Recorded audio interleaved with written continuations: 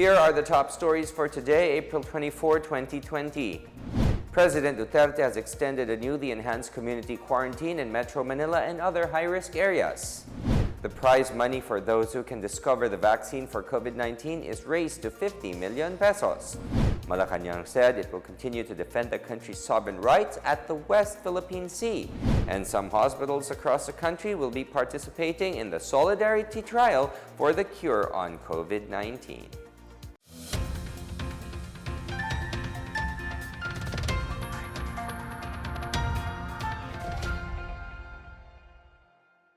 Good day, I'm William Theo. Welcome to the PNA Newsroom. President Duterte approved the recommendation of the Interagency Task Force for the Management of Emerging Infectious Diseases to extend the enhanced community quarantine in areas with high cases of COVID-19 until May 15. The ECQ would be maintained in Metro Manila, Benguet, Pangasinan, Bataan, Bulacan, Nueva Ecija, Pampanga, Tarlac, Zambales, Batangas, Laguna, Cavite, Rizal, Quezon, Oriental Mindoro, Occidental Mindoro, Albay, and Catanduanes, Davao del Norte, and Davao City. Meanwhile, the proposed extension of ECQ in Antique, Iloilo, Cebu, and Cebu City are subject to rechecking. Presidential spokesperson Harry Roque said there will be a re-evaluation on May 16. A palace memorandum signed in March allows Duterte to declare either a general or enhanced community quarantine in the country to address the rise in confirmed cases of COVID-19. Under the memorandum, a general community quarantine limits people's movements to accessing basic necessities and work and directs uniformed personnel and quarantine personnel to be present at border points. Meanwhile, an enhanced community quarantine requires strict home quarantine in all households, suspension of transportation, regulation of food and essential health services, and heightened presence of uniformed personnel enforcing quarantine protocols. Roque said the government is still evaluating whether ECQ or GCQ will be imposed in Abra, Ilocos Norte, La Union, Cagayan, Isabela, Nueva Vizcaya, Marinduque, Camarines Sur, Aklan, Capiz, Samar, Western Samar, Zamboanga del Sur, Lanao del Norte, Misamis Occidental, Misamis Oriental, North Cotabato, South Cotabato, and Maguindanao.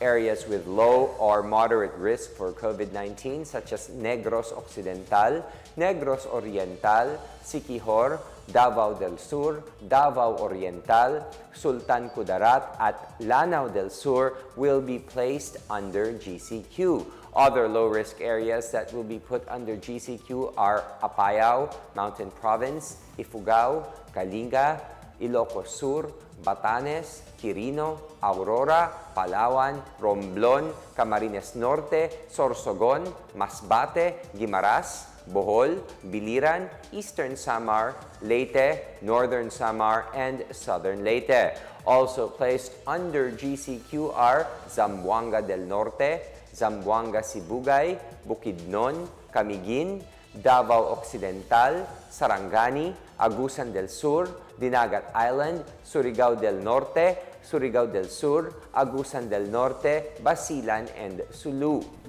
Meanwhile, our President Rodrigo Duterte has raised the prize money to any Filipino who can develop a cure for COVID-19. Duterte's original offer to any Filipino who could develop a vaccine against COVID-19 was 10 million, which could even reach 100 million pesos if the discovery of a cure for COVID-19 makes him happy. He said he is ready to lift the ECQ once a vaccine against the novel coronavirus is discovered. Malacanang on Wednesday also urged the Food and Drug Administration to study the effectiveness of Fabunan, a patented antiviral drug against dengue in curing COVID-19. I'm raising the bounty to 50 million. Baka pag sa ligaya ko, another 50 million. Di 100, puro kayo milyonaryo. Huwag kayong mahiya, tanggapin yan. Total, sabihin, Mayor, ginawa namin ito para sa bayan. Foreign Affairs Secretary Teodoro Locsin Jr. has joined his fellow foreign ministers in the Association of Southeast Asian Nations and the United States in expressing their concerns over China's provocative behavior in the South China Sea. This amid the outbreak of the COVID-19 pandemic that is currently ravaging many parts of the world, including the Philippines. The ASEAN and US officials acknowledge the importance of contributing to the maintenance of peace, security, stability, and the rule of law in the region amid the fight against COVID-19. Locsin said this is essential at a time when countries must not only navigate the COVID crisis, but must also prepare a post-pandemic plan of social and economic recovery. U.S. State Secretary Michael Pompeo, on the other hand, lashed out at China for exploiting the world's attention on the pandemic by continuing its provocative behavior in the South China Sea. Pompeo cited, among others, the sinking of a Vietnamese vessel early this month and the establishment of research stations on Fiery Cross Reef and Subi Reef. On Thursday, the Philippines filed 2 diplomatic protests against China for pointing a radar gun at a Philippine Navy ship and declaring a Philippine territory as part of Hainan province, violating international law and the country's sovereignty. The video conference forms part of a series of meetings aimed at strengthening ASEAN-US international cooperation in addressing COVID-19. Presidential spokesperson Harry Roque will take the lead in the government's information dissemination on the coronavirus disease pandemic. Roque confirmed this in a virtual presser, saying only him and Health Undersecretary Maria Rosario Vergere are authorized to speak on behalf of the government. After taking his oath on April 14, Roque returned to the cabinet, succeeding former presidential spokesperson and chief presidential legal counsel Salvador Panelo. Asked why Roque was reappointed, Panelo said the present crisis requires a new tack in messaging. Before Roque's reappointment, Cabinet Secretary Carlo Nograles held daily virtual pressers to update the public on new revised guidelines under the enhanced community quarantine. Nograles is also currently spokesperson for the Interagency Task Force for the Management of Emerging Infectious Diseases. He was last seen at Willie Revillame's online show Tutok to Win sa Wawa Win on Wednesday. Aside from Nograles, Presidential Peace Advisor and National Task Force COVID-19 Chief Implementer Carlito Galvez Jr. also holds day and virtual pressers at least thrice a week. State-run PTV4 also hosts a daily Laging Handa public briefer about matters concerning the government's COVID-19 response. Nagkaroon na po ng pag-utos ang ating Executive Secretary that information sharing will now be centralized through the Office of the Presidential Spokesperson. Hindi ko po alam ang basehan ng desisyon, pero ang sabi ko nga po nung unang tinanong ako ng isang USEC ng PCOO, I defer po to the construction of Secretary Nograles on the memo. The memo said po that the only authorized person to speak on behalf of government are, number 1, the presidential spokesperson, and number 2, Yusek Vergere of the DOH for health-related matters. President Duterte has clarified that he never made a pronouncement that he would declare a martial law amid the COVID-19 pandemic. Duterte made the statement after some individuals assumed that he might impose martial law following his recent warning about the possible police and military takeover of the enforcement of ECQ. On April 16, Duterte told the police and the military to be ready to lead the implementation of ECQ in case the number of quarantine violators continue to rise. The 1987 Constitution states that the President can declare martial law in case of invasion or rebellion when the public safety requires it. Duterte said he might only be compelled to declare martial rule in the event that lawlessness of the communist movement's armed wing, the New People's Army, persists. I never said I will declare martial law kasi martial law para lang yan sa mga rebelde, para sa mga komunista. Pag nagpatuloy kayo ng lawlessness ninyo, patay dito, patay doon, and it's happening all over the Philippines, maybe I will declare martial law. Families of village workers and barangay TANODS are now qualified to receive the social amelioration assistance, and PAGASA advises the public to conserve water. More on these from Chris Mundo. The Department of Social Welfare and Development on Thursday said it has adopted the recommendation of the DILG to include eligible families of barangay health workers, daycare workers, and TANOD as target beneficiaries of the emergency subsidy under the Social Amelioration Program. Based on its consultation with DILG, barangay workers who are generally excluded from SAP are also part of the sub-minimum wage earners. As such, they may be considered to receive the assistance and are now excluded from government workers. Meanwhile, the Philippine National Police on Friday said 78 police officers have so far tested positive for the coronavirus disease 2019. As of Thursday, there are also 580 suspected and 96 probable COVID-19 cases in the police force. To date, 12 already recovered, while the death toll stands at 3. PNP spokesperson Brigadier General Bernard Banac said the PNP forces heightened enhanced community quarantine measures, particularly in areas where there are high cases of COVID-19 infection. And as the country starts experiencing the scorching heat, PAGASA said Metro Manila residents should conserve water. This as the heat and less rainfall during the dry season could affect the water level in the 3 dams that are main sources of Metro Manila's water supply. Water levels in the Ipo and Angat dams were normal as of Thursday, while La Mesa Dam is slightly below its normal level as it was recorded at 76.79 meters, which should be at least 78 to 79 meters. For the PNA Newsroom, I'm Chris Mundo. Still to come, Malacanang said it will continue to defend the country's sovereign rights at the West Philippine Sea. And 4 of the 5 health workers in Western Visayas who tested positive for COVID-19 have recovered. More on these when the PNA Newsroom continues.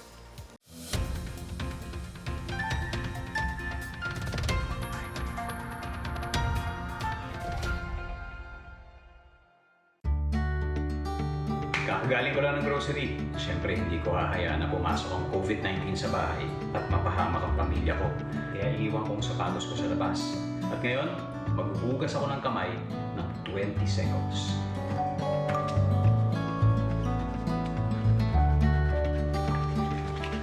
O ayan, wala na ang virus.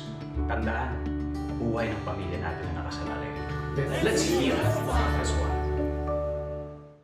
Alam niyo ba na pumapasok ang COVID-19 sa ating katawan sa pamamagitan ng mata, ilong at bibig? Kaya lagi kaming conscious dito sa bahay kapag umuubo kami.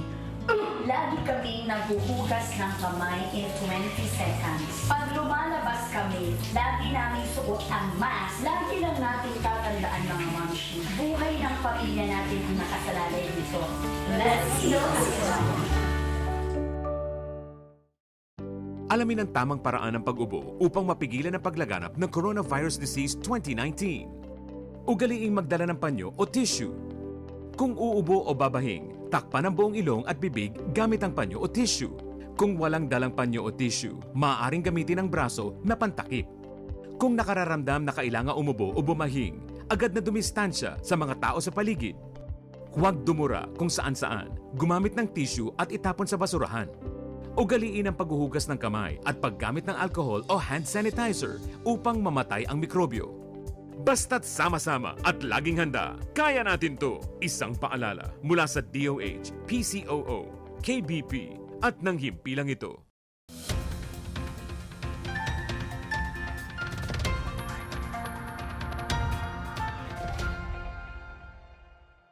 Malacanang on Thursday said the Philippines will continue to defend its sovereign rights at the West Philippine Sea even as it grapples with the COVID-19 health crisis.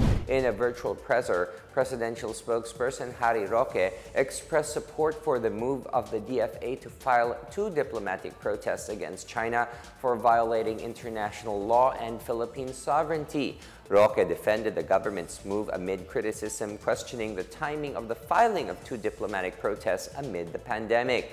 Roque, meanwhile, shrugged off Senator Risa Ontiveros' call asking China to shoulder Philippine expenses in responding to the COVID-19 pandemic. He said there is no proof that China should be liable to pay reparations to injured states over its failure to promptly notify the world of the outbreak. The Chinese embassy dismissed Ontiveros' statement as ridiculously absurd and irresponsible, as China and the Philippines are both working to curb transmission of the highly infectious disease. The Russian embassy in Manila on Thursday night thanked the Philippine government for helping repatriate some 650 Russian nationals affected by the community quarantine imposed in different parts of the country. In a statement, Ambassador to Manila Igor Kovayev thanked local officials for shouldering the trips of their stranded compatriots to the evacuation airports. Due to the Luzon-wide enhanced community quarantine, domestic flights have been suspended, leaving a number of Filipino and foreign tourists stranded in different parts of the country. Kovayev also recalled the rescue of Captain Alexander Solodyanikov, who was given urgent medical aid despite the ECQ. He said the rescue is a striking example of bilateral cooperation under crisis conditions in the spirit of friendship and partnership between Manila and Moscow. In our business news, the program to encourage people to use digital payment platforms got a boost during the ongoing enhanced community quarantine in most parts of the country. Data from the Bangko Sentral ng Pilipinas showed that transactions using PesoNet and InstaPay visibly increased compared before the ECQ due to restrictions in movement of people outside of their houses. Before the ECQ, the value of PesoNet transactions amounted to about 6 billion pesos daily, but it surpassed this in most days since March 17 until April 2nd. Value of InstaPay transactions are also generally higher during the ECQ. The central bank added people were inclined to use the InstaPay service, which is a more convenient and safer means to make low-value payments over automated teller machines.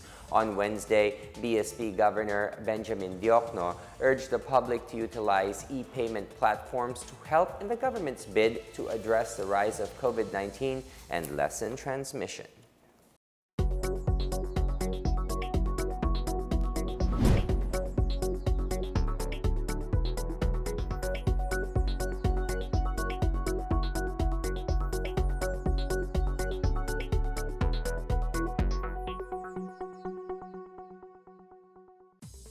Four of the 5 health workers in Western Visayas who tested positive for COVID-19 have recovered, according to the Department of Health Center for Health Development on Thursday.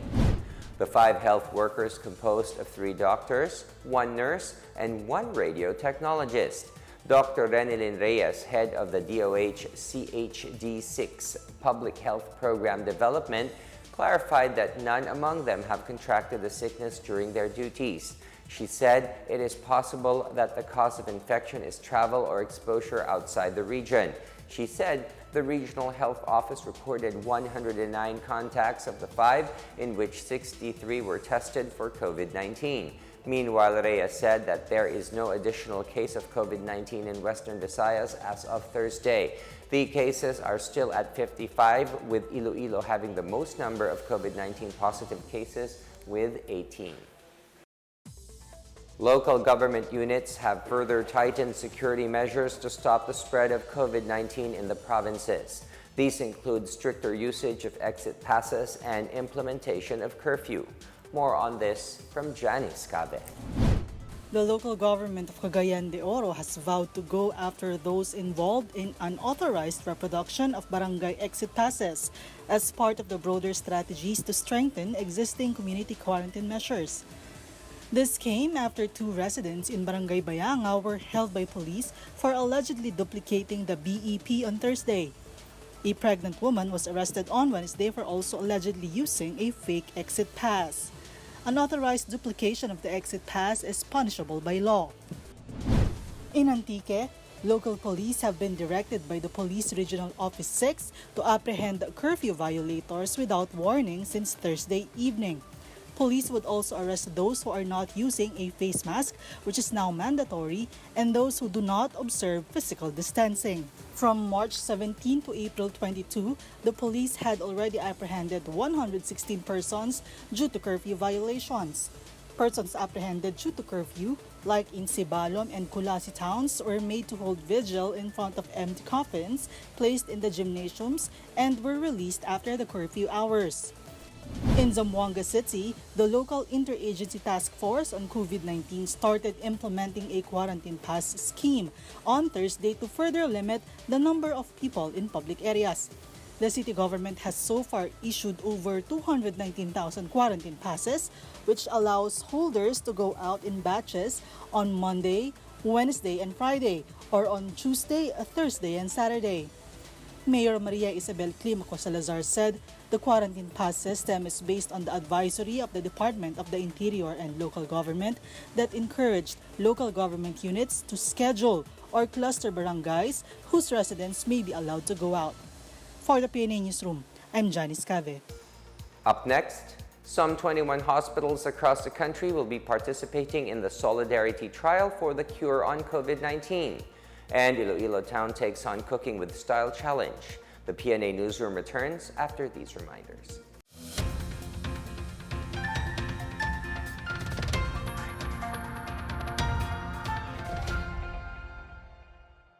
Mga mommies, pagdating sa COVID-19, dapat hindi tayo kampante. Bagamat hindi nakikita ang sakit na ito ay nakamamatay. At hanggang ngayon wala pa rin lunas. Kaya protektahan natin ang ating pamilya. Laging maghugas ng kamay, huwag hahawakan ng mukha, at manatili sa bahay para makaiwas sa sakit na ito. Tandaan, buhay ng pamilya natin ang nakasalalay dito. Let's hear this one. Hi, Caps! Kamusta? Well, ito dahil sa COVID-19, medyo stress. Okay lang yan, Caps. Napagdaanan ko din yan. Ano kaya pwede natin gawin, no? Kung nararamdaman mo na gulong-gulo ka na sa mga naririnig mo, sa mga nababasa mo, mag-pause ka muna, nakakahuminga ng malalim. Buti na lang tumawag ka. Iba talaga pag may nangangamusta. A strong body starts with a strong mind. Tama. Let's heal as one.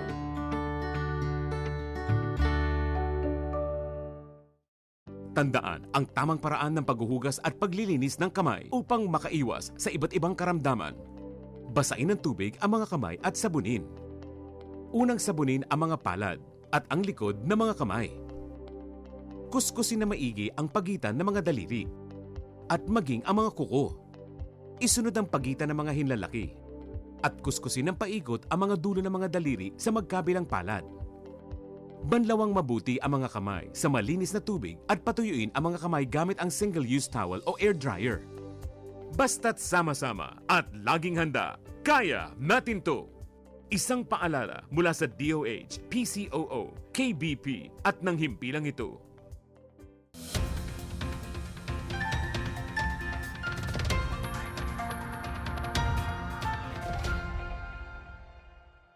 Meanwhile, some 21 hospitals across the country will be participating in the Solidarity Trial that will look into the effects of different drugs on COVID-19 patients. Health Undersecretary Maria Rosario Vergere said they have submitted their documents to the World Health Organization to signify their participation. Vergere said there are 500 patients from these 21 hospitals who will participate in the Solidarity Trial. Earlier, the WHO said the Solidarity Trial will compare the safety and effectiveness of 4 different drugs or drug combinations against COVID-19. The WHO described it as a historic trial which will dramatically cut the time needed to generate robust evidence about what drugs work. San Miguel Corporation has set aside 150 million pesos worth of poultry products from its inventory to be given to poor communities, mostly in areas where it operates. SMC's most recent effort to distribute fresh poultry products to disadvantaged communities pushed the company's total food donations to about 390 million pesos, consisting of canned foods, fresh meats, biscuits, breads, coffee, milk, and flour. San Miguel's total contribution to help address challenges brought about by COVID-19 has reached about 1.15 billion pesos to date.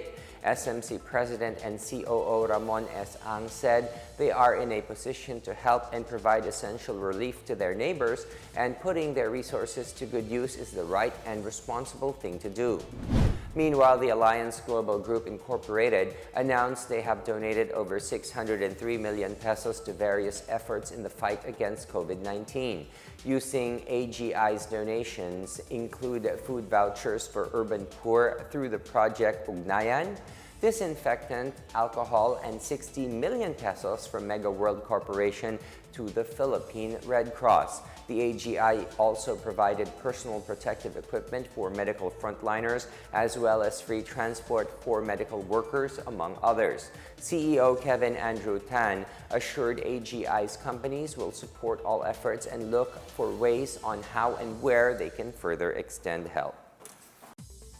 Residents of Alimodian, Iloilo donned their fanciest costumes and cooked their best dishes in an online challenge meant to spread good vibes amid the COVID-19 pandemic.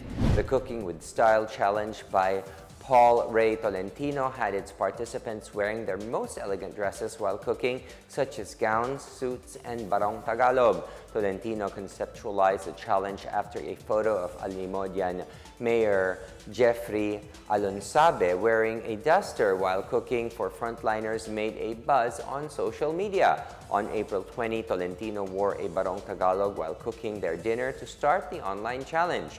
Anyone from Alimodian can post their entries on Facebook, and the winner will be identified on Saturday through the number of likes. Tolentino said this is the contribution of Alimodian town to netizens in this time of crisis.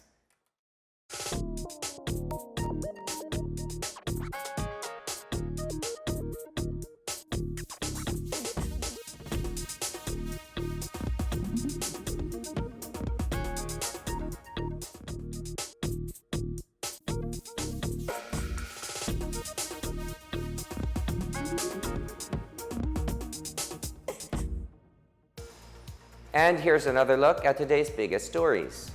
President Duterte has extended a newly enhanced community quarantine in Metro Manila and other high-risk areas. The prize money for those who can discover the vaccine for COVID-19 is raised to 50 million pesos.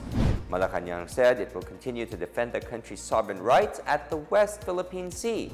And some hospitals across the country will be participating in the Solidarity Trial for the cure on COVID-19. Thank you for watching another episode of the PNA Newsroom. To check out more news content, check our webpage or head onto the Philippine News Agency's Facebook and Twitter accounts.